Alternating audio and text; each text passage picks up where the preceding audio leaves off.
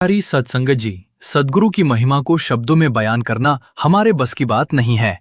वो मालिक जो हमारी हर सांस का रखवाला है, जो हमारे कहने से पहले हमारे दिल की बात जान लेता है, जो हमारी कमजोरियों को देखकर भी हमें अपने से दूर नहीं करता, उसकी रहमत का कोई अंत नहीं। हम उससे रूठ जाएं, उससे शिकायत कर लें, कभी कभी उसके रास्ते से भटक भी जाएं, लेकिन वो फिर भी हमारा हाथ नहीं छोड़ता। हम एक कदम उसकी तरफ बढ़ाते हैं तो वो हमारी तरफ न जाने कितने कदम बढ़कर आ जाता है। यही तो सद्गुरु की सबसे बड़ी दया है कि वो हमारे कर्मों का हिसाब जानते हुए भी हमें अपनी शरण में रखते हैं। संगत जी, आज की साखी भी इसी अटूट भरोसे, सेवा की ताकत और मालिक की रहमत से जुड़ी हुई है। ये साखी हमें दो ऐसी घटनाएं सुनाएगी जिनमें इंसान ने अपनी आंखों के सामने ये महसूस किया कि जब सद्गुरु पर विश्वास सच्चा हो जाए तो मुश्किल से मुश्किल घड़ी में भी कोई न कोई रास्ता निकल आता है। इस साखी में हमें यह भी समझने को मिलेगा कि हम अक्सर अपनी जिंदगी में उन चीजों के लिए परेशान रहते हैं जो हमारे पास नहीं है, लेकिन उन अनगिनत बख्शीशों को भूल जाते हैं जो मालिक ने हमें पहले से दे रखी हैं।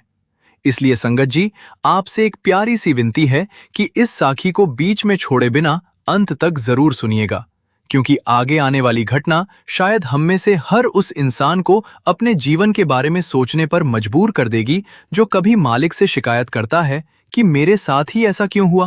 और संगत जी, अगर आप पहली बार ये साखी सुन रहे हैं तो वीडियो को प्यार से लाइक जरूर कर दीजिए।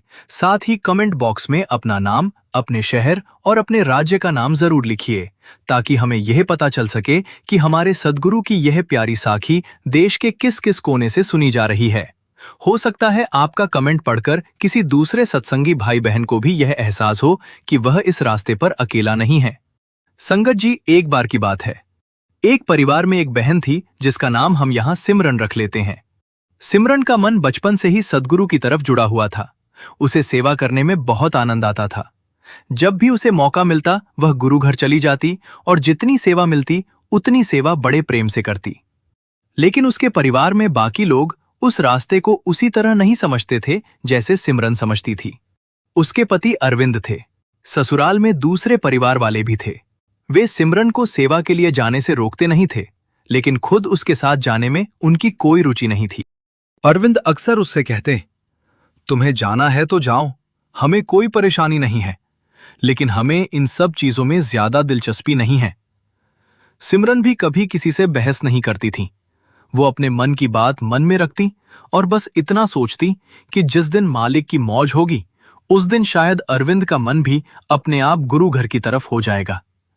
जब वो सेवा के लिए जाती तो उसके मन में एक छोटी सी इच्छा जरूर होती थी कि काश एक दिन मेरे पति भी मेरे साथ यहां आए, लेकिन वो ये इच्छा भी मालिक के चरणों में छोड़ देती थी।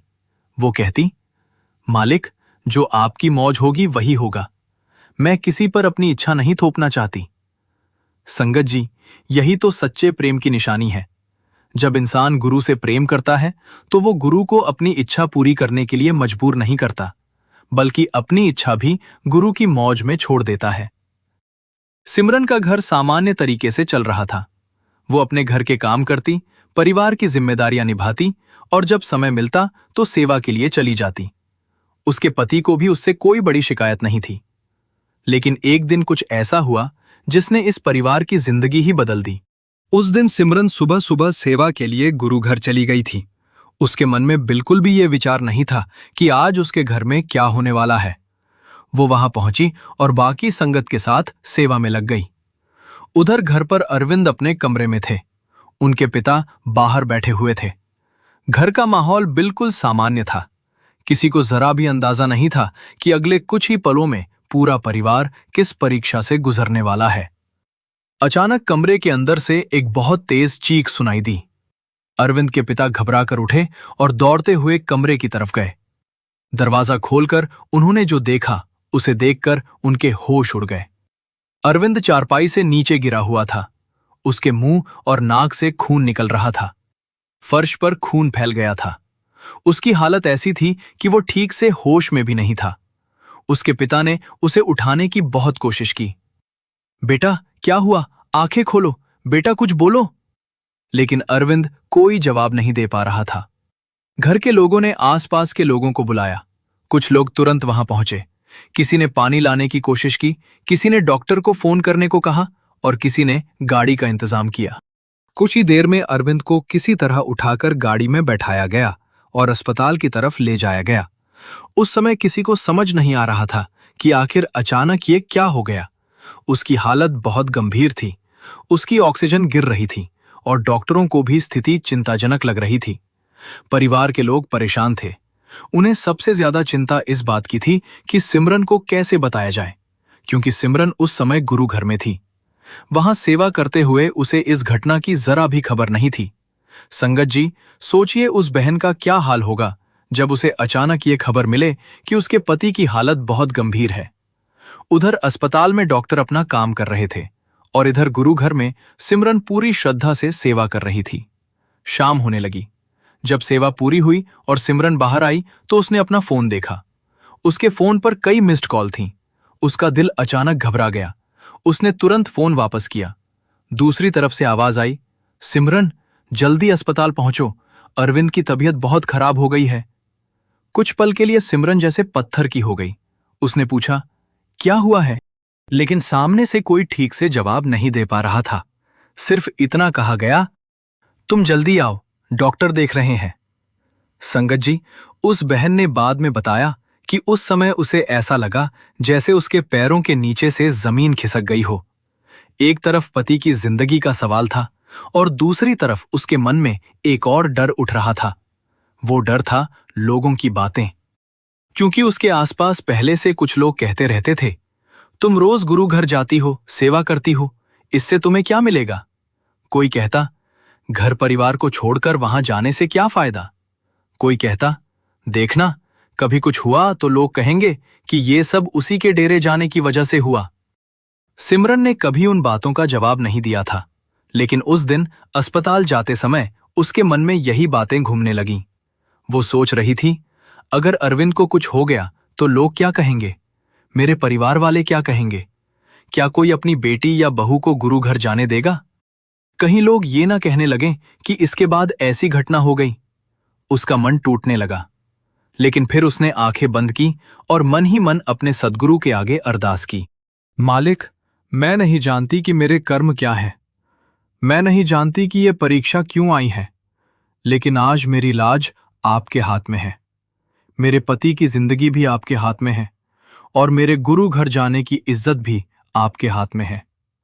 अगर आज कुछ गलत हो गया तो लोग मेरी तरफ उंगली उठाएंगे। मालिक, मेरी नहीं तो कम से कम उस भरोसे की लाज रख लेना जो मैंने आपके ऊपर किया है। संगत जी, ये अरदास करके वो अस्पताल पहुंची। जब वो अस्पताल के अंदर गई तो उसने देखा कि अरविंद को डॉक्टरों ने निगरानी में रखा हुआ था। डॉक्टरों की टीम उसका इलाज कर रही थी। सिमरन बाहर खड़ी होकर रो रही थी। कुछ समय बाद डॉक्टर बाहर आए। उन्होंने कहा, स्थिति गंभीर थी। शरीर के अंदर एक नस को नुकसान पहुंचा है और ऑक्सीजन भी काफी नीचे चली गई थी। अभी हम इलाज कर रहे हैं। अगले कुछ घंटे बहुत महत्वपूर्ण हैं। सिमरन ने डॉक्टर की बात सुनी और फिर दीवार के सहारे खड़ी हो गई।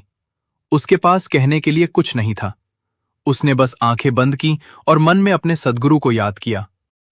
मालिक, अब मैं कुछ नहीं कर सकती, अब सब आपके हाथ में है। रात गुजर गई। अस्पताल में इलाज चलता रहा। परिवार के लोग कभी डॉक्टरों की तरफ देखते, कभी अरविंद की तरफ। सिमरन लगातार मन ही मन सिमरन करती रही। वो ना किसी से शिकायत कर रही थी, ना किसी को दोष दे रही थी। बस एक ही बात उसके मन में थी, मालिक, मेरी लाज रख लेना। सुबह डॉक्टर फिर आए। उन्होंने अरविंद की जांच की, फिर कुछ देर आपस में बात की। सिमरन को समझ नहीं आ रहा था कि डॉक्टर क्या कह रहे हैं। थोड़ी देर बाद डॉक्टर ने कहा, अभी हालत पहले से बेहतर है, हमें उम्मीद से ज्यादा सुधार दिखाई दे रहा है। सिमरन ने यह सुना तो उसकी आंखों से आंसू निकल आए, लेकिन डॉक्टर भी हैरान थे। उन्होंने कहा, कल जिस हालत में इन्हें लाया गया था उसके मुकाबले इतनी जल्दी सुधार आना हमारे लिए भी आश्चर्य की बात है। अभी इन्हें निगरानी में रखना होगा। संगत जी, सिमरन ने यह सुनते ही अपने दोनों हाथ जोड़ लिए। उसके पास कोई शब्द नहीं था। उसने सिर्फ मन में कहा, शुक्र है मालिक, आपने मेरी सुन ली। अगले 2-3 दिन अरविंद अस्पताल में रहे। धीरे धीरे उनकी हालत सुधरती। सिमरन हर पल ये महसूस कर रही थी कि जिस समय उसे लगा था कि सब कुछ खत्म होने वाला है, उसी समय किसी अदृश्य शक्ति ने उसका हाथ पकड़ लिया। कुछ दिनों बाद अरविंद को अस्पताल से घर लाया गया। अभी भी उन्हें आराम की जरूरत थी, लेकिन सबसे बड़ी बात यह थी कि उनकी जिंदगी बच गई थी। सिमरन के लिए यह किसी चमत्कार से कम नहीं था, लेकिन संगत जी, असली बदलाव अभी बाकी था। क्योंकि करीब 1 महीने बाद एक दिन अरविंद ने सिमरन से कहा, सिमरन, तैयार हो जाओ। सिमरन ने पूछा, कहाँ जाना है?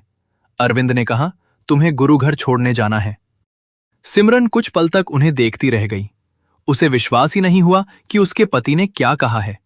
अरविंद ने फिर कहा, तुम हमेशा सेवा के लिए जाना चाहती थी ना, आज मैं खुद तुम्हें छोड़ने चलूंगा। सिमरन की आंखें भर आईं। जिस इंसान ने कभी गुरु घर के अंदर कदम रखने की इच्छा नहीं की थी, आज वही अपनी पत्नी को वहां छोड़ने के लिए तैयार खड़ा था। सिमरन ने उस दिन पहली बार महसूस किया कि सद्गुरु किसी इंसान को जबरदस्ती नहीं बदलते। वो समय आने पर ऐसी परिस्थिति बना देते हैं कि इंसान का मन अपने आप बदल जाता है। और अरविंद ने सिर्फ इतना ही नहीं कहा था। उन्होंने सिमरन से कहा, आज मैं तुम्हें छोड़कर वापस आ जाऊंगा। जब तुम्हारी सेवा पूरी हो जाए तो मुझे फोन करना, मैं तुम्हें लेने भी आऊंगा। सिमरन की आंखों से आंसू बह निकले। उसने मन ही मन अपने सद्गुरु के सामने सिर झुका दिया। जिस बात के लिए वो महीनों से अरदास कर रही थी, वो बात उसकी अपनी कोशिश से नहीं, बल्कि मालिक की मौज से पूरी हो गई थी। उस दिन सिमरन गुरु घर के रास्ते पर बैठी थी और उसके मन में सिर्फ एक ही बात चल रही थी, जिस सद्गुरु पर मैंने भरोसा किया, उसने मेरी लाज रख ली। और संगत जी, यहीं से इस साखी का एक और बहुत गहरा संदेश हमारे सामने आता है कि जब इंसान का भरोसा सच्चा हो तो परिस्थितियां चाहे कितनी भी विपरीत क्यों ना हो, मालिक अपने तरीके से रास्ता जरूर बनाता है। लेकिन इसी के साथ एक और सवाल सामने आता है, क्या हम अपने जीवन में मिलने वाली छोटी छोटी बख्शीशों का कभी शुक्राना करते हैं? क्या हम कभी सुबह आँख खुलने पर यह कहते हैं कि शुक्र है मालिक, आपने आज फिर मुझे एक दिन दिया? क्या हम कभी ये सोचते हैं कि हमारे पास जो शरीर है, जो आंखें हैं, जो हाथ पैर हैं, जो सांस चल रही है, ये सब अपने आप नहीं मिला? या फिर हम भी उस इंसान की तरह हैं जिसकी कहानी अब आगे आने वाली है? एक ऐसा इंसान जिसके पास बहुत कम था, लेकिन उसे अपनी गरीबी से ज्यादा इस बात का दुख था कि दूसरे लोगों के पास उससे ज्यादा क्यों है, और उसे ये समझ ही नहीं आती थी कि मालिक ने उसे कितना कुछ पहले से दे रखा है। देवेंद्र का परिवार बहुत गरीब था। घर में उसकी पत्नी कविता और एक छोटा सा बेटा था। घर की हालत ऐसी थी कि बारिश के दिनों में छत से पानी टपकता था और कई बार घर के अंदर पानी जमा हो जाता था। देवेंद्र मेहनत मजदूरी करता था।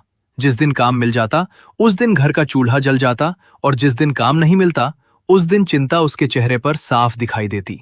लेकिन एक चीज ऐसी थी जो उसके पास थी और बहुत अनमोल थी। देवेंद्र को सद्गुरु से भजन सिमरन मिला हुआ था। वो कभी कभी सत्संग पर जाता, सेवा करता और गुरु घर में माथा टेकता, मगर उसके मन में एक शिकायत हमेशा बनी रहती थी। जब वो गुरु घर में अच्छे कपड़े पहने हुए लोगों को देखता, बड़ी बड़ी गाड़ियां देखता और लोगों के सुंदर घरों के बारे में सुनता, तो उसके मन में विचार आता, मालिक, इन लोगों को आपने इतना कुछ दिया है और मेरे हिस्से में ये गरीबी क्यों आई? वो अपने एक सत्संगी मित्र से अक्सर कहता, भाई, लोग कहते हैं कि सद्गुरु ने हमारी जिंदगी बदल दी।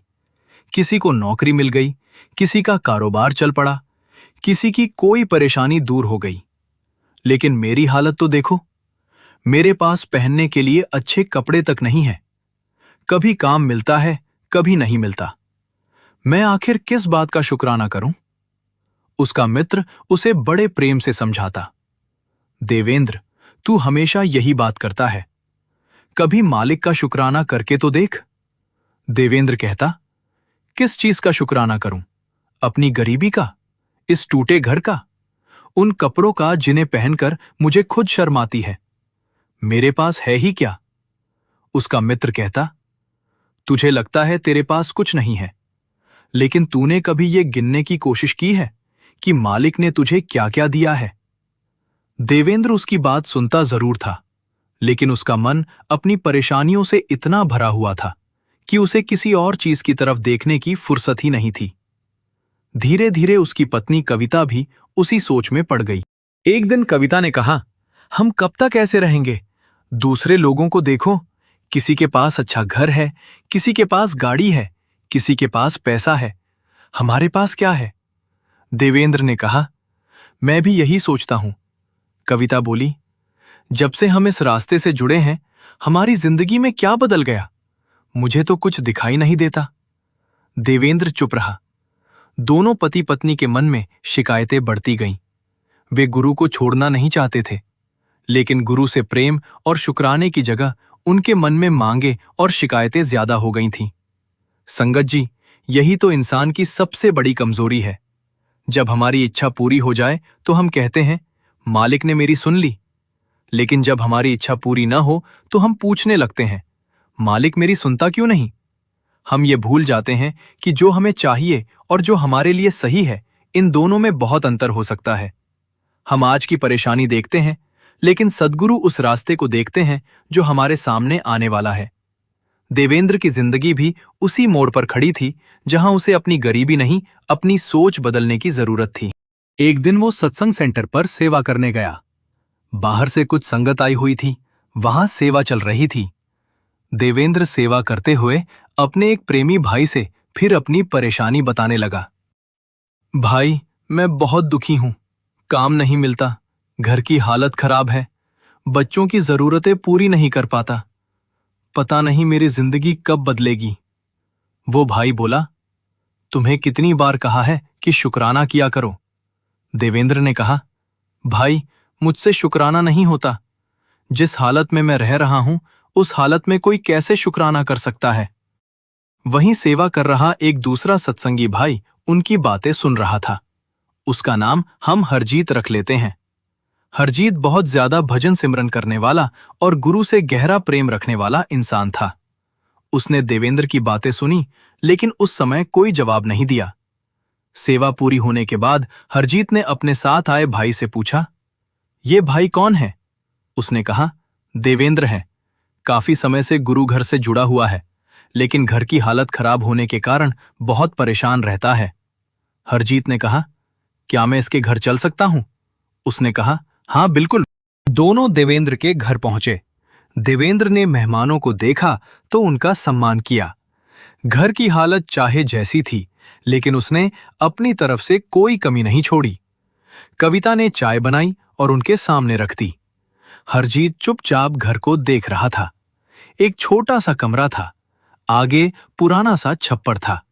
सामान बहुत कम था, दीवारों पर भी गरीबी साफ दिखाई दे रही थी। हरजीत ने देवेंद्र से कहा, भाई, मैं तुमसे एक बात पूछना चाहता हूं। देवेंद्र ने कहा, पूछिए। हरजीत ने कहा, तुम सद्गुरु से हमेशा शिकायत क्यों करते हो? देवेंद्र ने तुरंत कहा, आपने मेरा घर देख लिया है, अब आप ही बताइए मैं किस बात का शुक्राना करूं? हरजीत ने पूछा, क्यों, क्या तुम्हारे पास कुछ नहीं है? देवेंद्र बोला, कुछ भी नहीं है। हरजीत ने आंगन की तरफ इशारा किया, जहां उसका छोटा बेटा मिट्टी में खेल रहा था और हंस रहा था। ये कौन है? देवेंद्र ने कहा, मेरा बेटा है। हरजीत बोला, मालिक की देन नहीं है? देवेंद्र चुप हो गया। हरजीत ने कहा, तुम जानते हो, इस दुनिया में ऐसे कितने परिवार हैं जिनके पास करोड़ों रुपए हैं, बड़े बड़े घर हैं, लेकिन उनके आंगन में बच्चे की हंसी सुनने के लिए लोग तरसते हैं। देवेंद्र अपने बेटे की तरफ देखने लगा।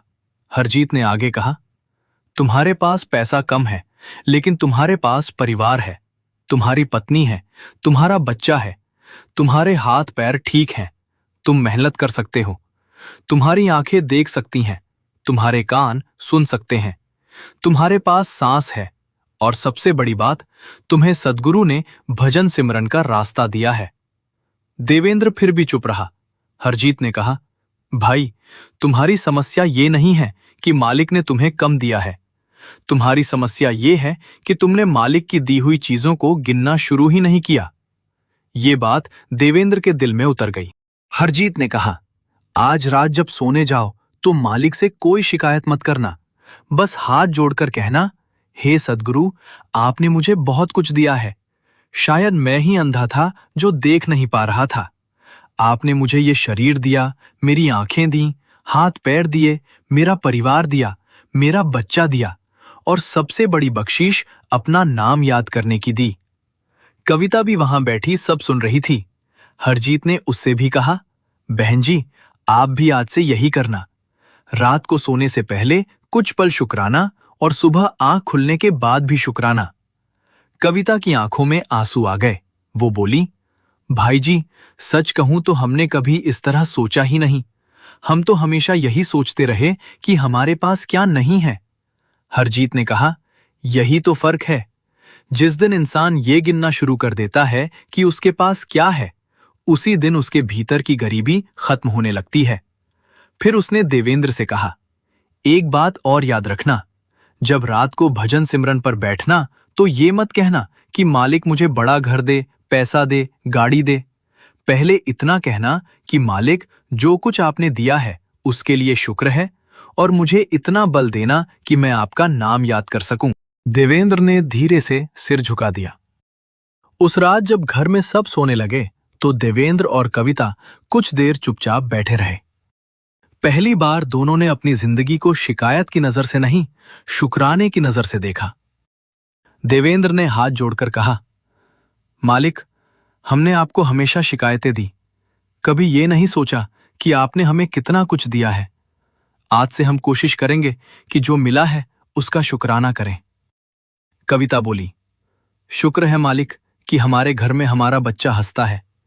शुक्र है कि हम दोनों एक दूसरे के साथ हैं। शुक्र है कि हमारे पास सिर रखने के लिए छत है। शुक्र है कि आपने हमें अपना नाम दिया है। उस रात दोनों की आंखों से आंसू बहते रहे। सुबह जब देवेंद्र की आंख खुली तो सूरज अभी पूरी तरह निकला भी नहीं था। कुछ पल के लिए वो छत की तरफ देखता रहा। फिर उसे हरजीत की बात याद आई। उसने आंखें बंद की और कहा, शुक्र है मालिक, आपने मुझे आज फिर जगाया। मेरी आंखें खुल गईं। मुझे एक और दिन दिया।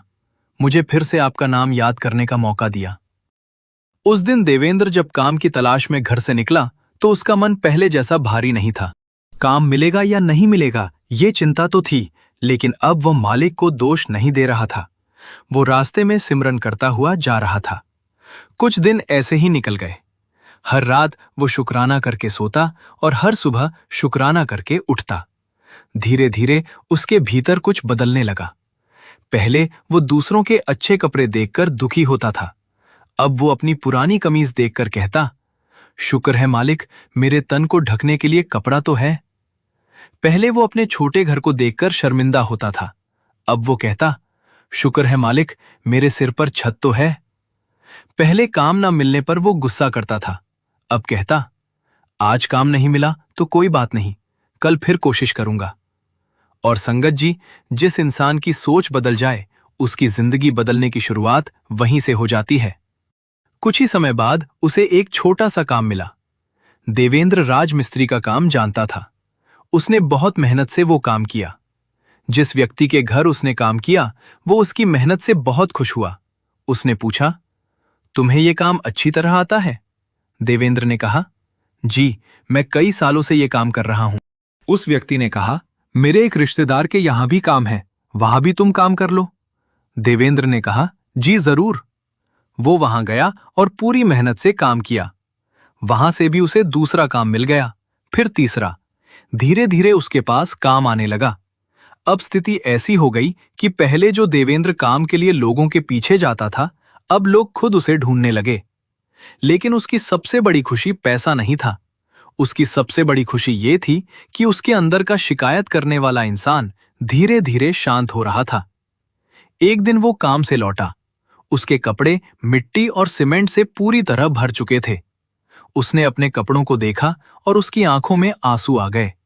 उसने कहा, मालिक, मैं इन्हीं कपड़ों को देखकर दुखी होता था। आज इन्हीं कपड़ों को देखकर मुझे खुशी हो रही है। आपने मेरे हाथों को काम दिया। आपने मुझे मेहनत करने की ताकत दी। मैंने तो कभी आपका शुक्राना ही नहीं किया। उस दिन देवेंद्र को सच में महसूस हुआ कि शुक्राना सिर्फ एक शब्द नहीं है। शुक्राना इंसान की नजर बदल देता है। वही घर, वही शरीर, वही कपड़े, वही परिवार और वही जिंदगी थी, लेकिन देखने वाला इंसान बदल गया था। कुछ समय बाद उसका काम इतना बढ़ गया कि उसे अकेले संभालना मुश्किल होने लगा। उसे अपने साथ कुछ लड़के रखने पड़े। लोग उसके काम की तारीफ करने लगे।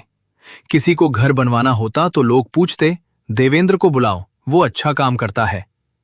धीरे धीरे उसने इतना काम किया कि उसने अपने परिवार के लिए एक अच्छा घर भी बना लिया। जिस इंसान की छत बारिश में टपकती थी, आज वही अपने घर की मजबूत छत के नीचे बैठा था। उसका बेटा आंगन में खेल रहा था। कविता घर के काम कर रही थी। देवेंद्र एक तरफ बैठा अपने घर को देख रहा था। उसकी आंखों में आंसू थे। कविता ने पूछा, क्या हुआ? देवेंद्र ने कहा, मैं सोच रहा हूं कि अगर उस दिन हरजीत भाई मुझे शुक्राना करना ना सिखाते तो शायद मैं आज भी अपनी गरीबी को गिन रहा होता। वो बोला, मुझे लगता था कि पैसा आ जाएगा तो मैं अमीर बनूंगा, लेकिन असली अमीरी तो उस दिन आ गई थी जब मैंने मालिक की दी हुई चीजों का शुक्राना करना सीख लिया था। संगत जी, यही वो बात है जिसे हमें अपने जीवन में उतारने की जरूरत है।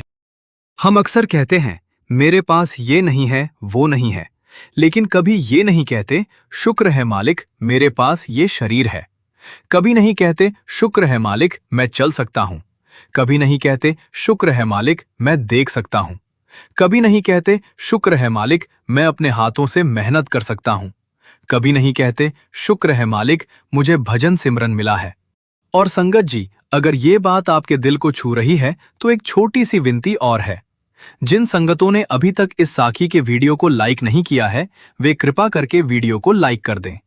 आपका एक छोटा सा लाइक इस साखी को और लोगों तक पहुंचाने में मदद करता है। और अगर आपने अभी तक हमारे चैनल को सब्सक्राइब नहीं किया है तो कृपया सब्सक्राइब कर लीजिए। उसके बाद बेल आइकन पर जरूर क्लिक कीजिए और बेल आइकन के अंदर ऑल बटन पर क्लिक करना बिल्कुल मत भूलिए, ताकि आने वाली सभी प्यारी साखियों की सूचना आपको सबसे पहले मिल सके। क्योंकि संगत जी, हो सकता है अगली साखी में कही गई कोई एक बात आपके जीवन की किसी ऐसी परेशानी का जवाब बन जाए जिसका जवाब आप लंबे समय से तलाश कर रहे हों। देवेंद्र की जिंदगी अब बदल रही थी, लेकिन असली बदलाव उसके घर की हालत में नहीं, उसके मन में आया था। अब वो हर काम से पहले मालिक का शुक्राना करता। घर से निकलते हुए कहता, शुक्र है मालिक। काम मिल जाता तो कहता, शुक्र है मालिक। काम कम मिलता तो भी कहता, शुक्र है मालिक। और जब कभी कोई परेशानी सामने आती तो भी कहता, शायद इसमें भी मेरी भलाई का कोई राज छिपा है, मुझे समझ नहीं आ रहा, लेकिन मेरे सद्गुरु को जरूर पता है। यही भरोसा धीरे धीरे उसके जीवन की सबसे बड़ी ताकत बन गया। और फिर एक दिन देवेंद्र के मन में एक ऐसी बात आई जिसने उसकी आंखों से आंसू निकाल दिए।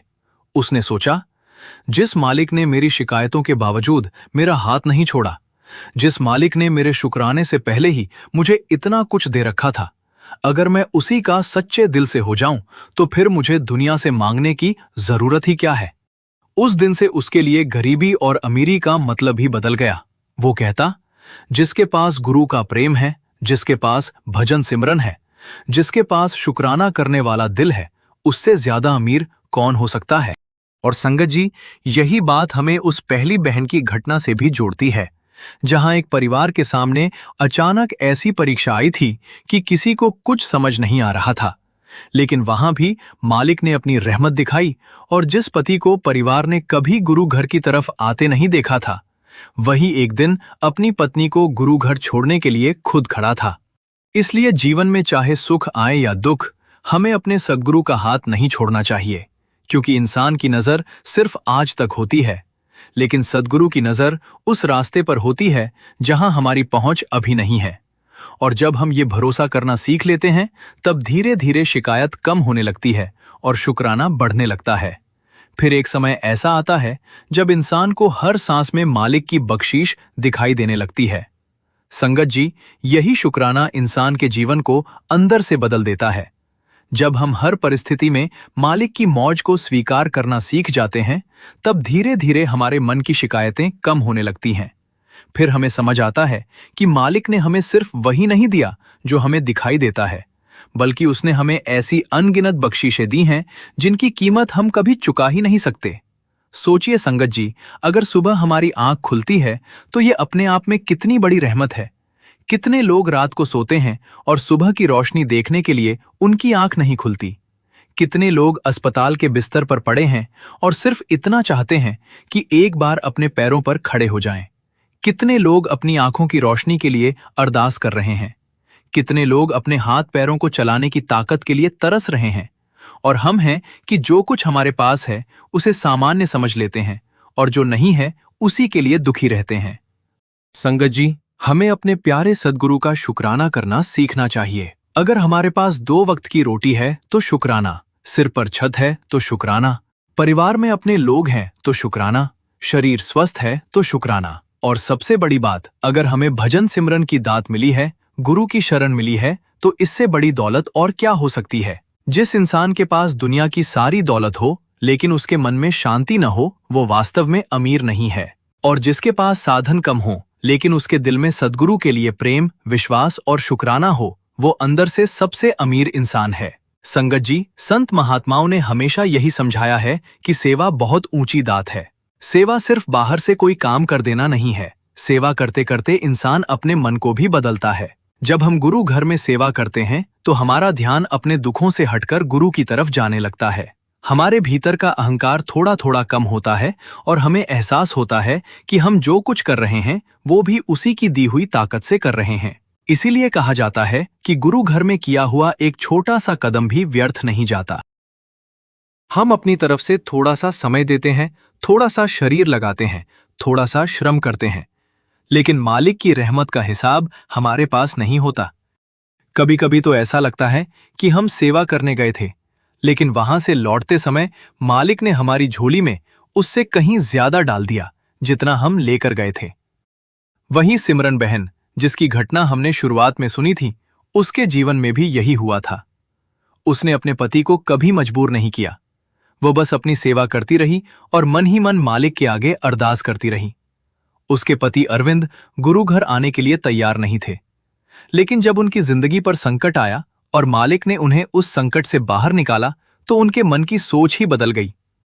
1 महीने बाद जब अरविंद ने खुद कहा, मैं तुम्हें गुरु घर छोड़ने चलूंगा, तो सिमरन समझ गई कि मालिक ने उसकी अरदास सुन ली है।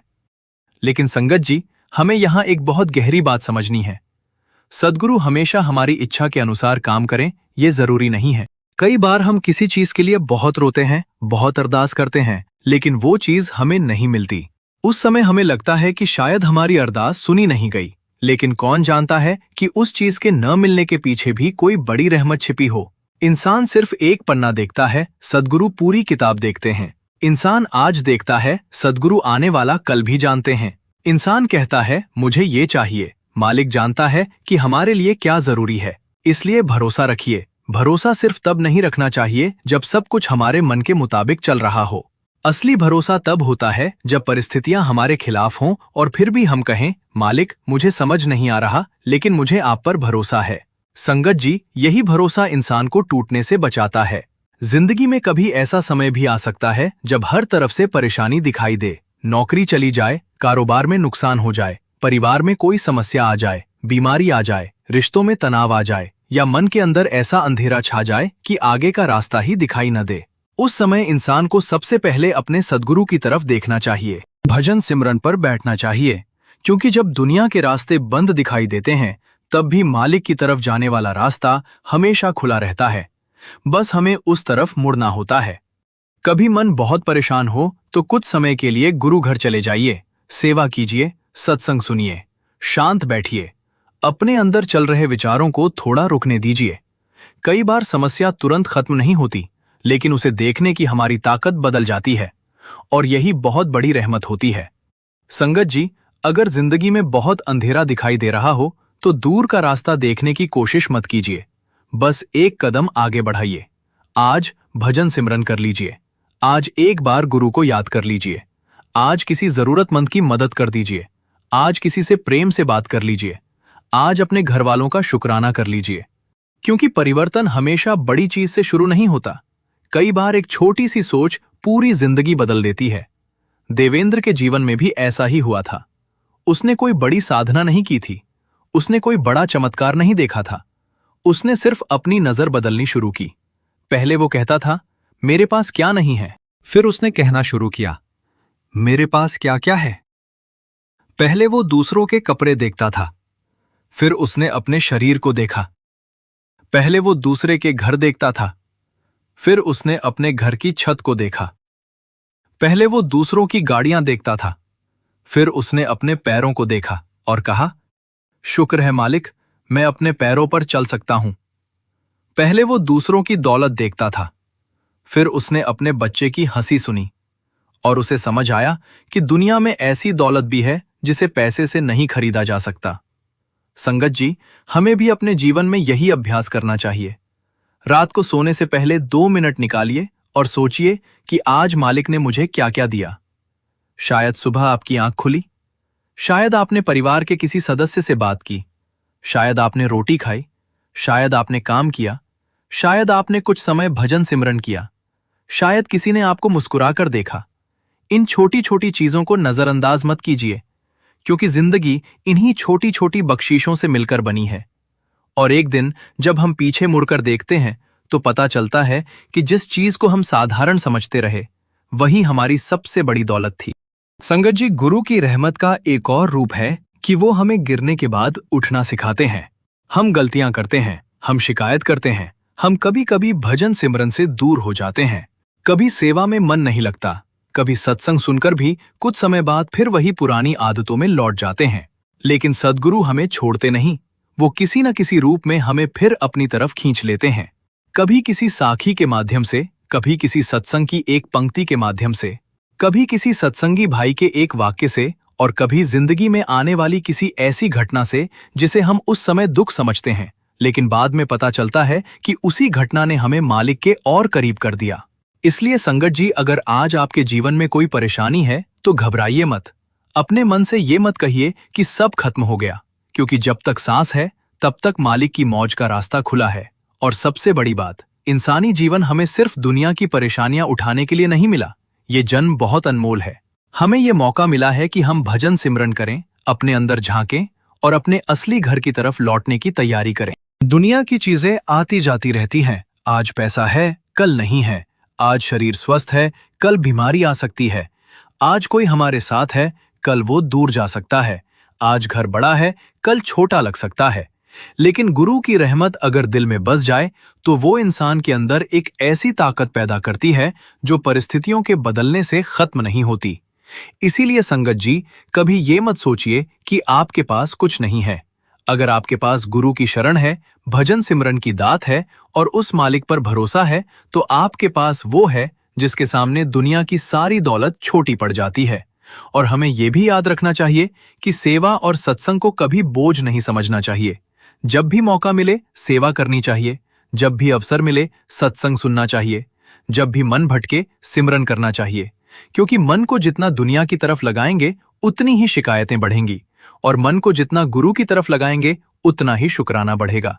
संगत जी, आज की साखी में 2 परिवारों के माध्यम से हमें यही समझाया गया है। एक परिवार के सामने अचानक संकट आया और मालिक ने अपनी रहमत से उनके घर को टूटने से बचा लिया।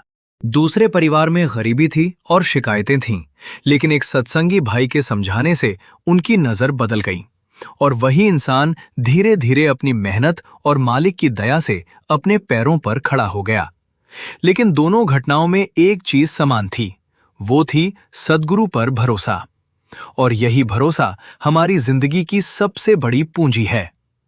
अगर कभी मन में ये विचार आए कि मेरे साथ ही क्यों, तो उसी समय अपने आप से एक सवाल पूछिए, क्या मैंने कभी ये पूछा कि मालिक ने मुझे इतना कुछ क्यों दिया? शायद जवाब उसी क्षण आपके भीतर से आएगा। शायद आपकी आंखें भर आएंगी। शायद आपको अपनी ही जिंदगी में ऐसी 10 चीजें दिखाई देने लगेंगी जिनका आपने कभी शुक्राना नहीं किया। और जिस दिन ऐसा होगा, उस दिन से आपकी जिंदगी की दिशा बदलनी शुरू हो जाएगी। संगत जी, इसलिए आज से एक छोटा सा नियम बना लीजिए। सुबह आंख खुले तो शिकायत से पहले शुक्राना, रात आंख बंद हो तो चिंता से पहले शुक्राना, काम मिले तो शुक्राना, काम न मिले तो भी शुक्राना, सुख आए तो शुक्राना, दुख आए तो भी ये विश्वास कि मालिक की कोई मौज होगी। और जब मन बहुत परेशान हो तो अपने सद्गुरु के आगे बैठकर बस इतना कहना, मालिक, मुझे सब समझ नहीं आता, लेकिन मुझे आप पर भरोसा है। मेरी बुद्धि छोटी है, आपकी मौज बड़ी है, मुझे अपने रास्ते से दूर मत होने देना। संगत जी, यही अरदास इंसान के मन को संभाल सकती है। और अगर कभी लगे कि जिंदगी में कुछ भी नहीं बचा, तब भी भजन सिमरन को मत छोड़ना, क्योंकि दुनिया की चीजें हमसे छिन सकती हैं, लेकिन गुरु से जुड़ने की कोशिश कोई हमसे नहीं छीन सकता। हमारे पास 5 मिनट हो तो 5 मिनट, 10 मिनट हो तो 10 मिनट, लेकिन उस मालिक को याद जरूर करें, क्योंकि हम एक कदम उसकी तरफ बढ़ाते हैं तो वो हमारी तरफ कितने कदम बढ़कर आता है, इसका हिसाब हम कभी लगा ही नहीं सकते। और यही तो गुरु की रहमत है। वो हमारी कमियों को नहीं, हमारी नीयत को देखता है। हम गिरते हैं तो उठाता है, हम रोते हैं तो संभालता है, हम भूल जाते हैं तो फिर याद दिलाता है। और जब हम कहते हैं कि मालिक मेरे पास कुछ नहीं, तब वो हमारी जिंदगी की तरफ इशारा करके कहता है, देख तेरे पास सांस है, देख तेरे पास शरीर है, देख तेरे पास समय है, देख तेरे पास भजन सुमरन है, देख तेरे पास गुरु की शरण है। अब इससे बड़ी दौलत और क्या चाहिए। संगत जी, अगर हम इस बात को अपने जीवन में उतार लें तो शायद हमारी आधी परेशानियां उसी समय खत्म हो जाएंगी। क्योंकि परेशानी हमेशा बाहर नहीं होती, कई बार परेशानी हमारे देखने के तरीके में होती है। और जिस दिन नजर बदल गई, उसी दिन वही जिंदगी जो कल तक बोझ लग रही थी, आज मालिक की बख्शीश लगने लगती है। इसलिए अपने प्यारे सद्गुरु का शुक्राना करते रहिए। सेवा का मौका मिले तो सेवा कीजिए, सत्संग मिले तो सुनिए, भजन सिमरन मिले तो बैठिए। और जब कभी किसी परेशान इंसान को देखें तो उसकी परेशानी का मजाक मत बनाइए, उसके पास बैठिए, उसकी बात सुनिए, और अगर संभव हो तो उसे मालिक पर भरोसा रखने की हिम्मत दीजिए। क्योंकि हो सकता है आपके मुंह से निकली एक छोटी सी बात किसी टूटे हुए इंसान को फिर से जीने की ताकत दे दे। और यही तो संगत का अर्थ है, एक दूसरे का सहारा बनना, एक दूसरे को गुरु की तरफ मोड़ना, एक दूसरे के अंदर भरोसा जगाना, और सबसे बड़ी बात, अपने सद्गुरु की दया को याद करते रहना। संगत जी, आज की इस प्यारी साखी को अपने सत्संगी भाई बहनों तक जरूर शेयर कीजिए, खासकर उस इंसान तक जिसे इस समय लगता है कि उसके जीवन में कुछ भी अच्छा नहीं है। हो सकता है आपकी भेजी हुई ये साखी उसके लिए सिर्फ एक वीडियो ना रहे, बल्कि मालिक की तरफ से आया हुआ एक छोटा सा संदेश बन जाए। उसे ये एहसास हो कि अभी सब खत्म नहीं हुआ, अभी भी सांस चल रही है, अभी भी भजन सिमरन का मौका है, अभी भी गुरु की शरण खुली है, अभी भी शुक्राना किया जा सकता है। और जब तक मालिक की याद हमारे अंदर जिंदा है, तब तक उम्मीद भी जिंदा है।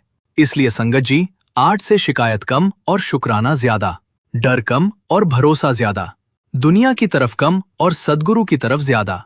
और जब कभी मन कहे कि मेरे पास कुछ नहीं है, तो अपने दिल से कहना, मेरे पास मेरे सद्गुरु की शरण है, मेरे पास भजन सिमरन की दात है, मेरे पास ये अनमोल इंसानी जन्म है, और मेरे पास उस मालिक की रहमत पर भरोसा करने का अवसर है।